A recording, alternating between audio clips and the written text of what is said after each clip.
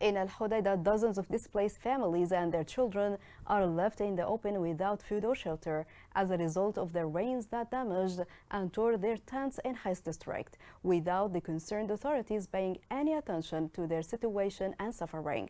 This report has more details.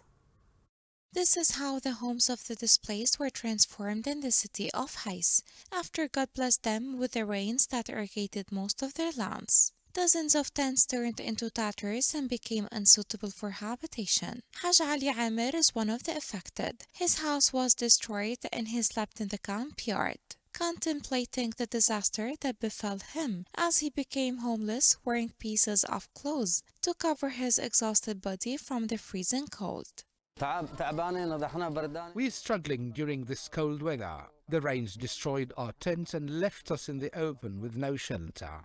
Women, elders, and children are left without any protection, no furniture or clothes. No one is helping us or supporting our case. How are we supposed to survive here? Painful scenes include the image of this child that was left in the cold with no protection. She did not find warmth in her shelter to face the cold after their possessions and containers of clothes and others were damaged due to the rainwater that penetrated their dwelling, which was built of mud bricks and sheets that are not suitable for living. Only children are the ones who face diseases and pay the price for that as a result of the absence of those concerned about the condition and suffering of the displaced people.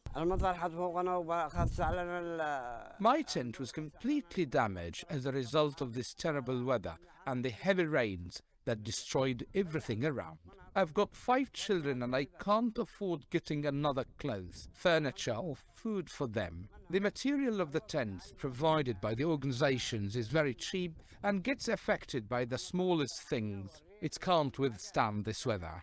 This human scene reveals the magnitude of the suffering of the displaced who have no power or control.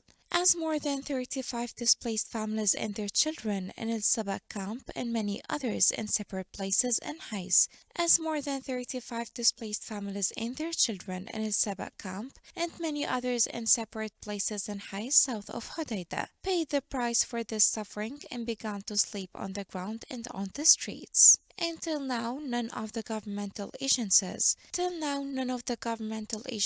nor international organizations have turned around or showed any interest to their suffering.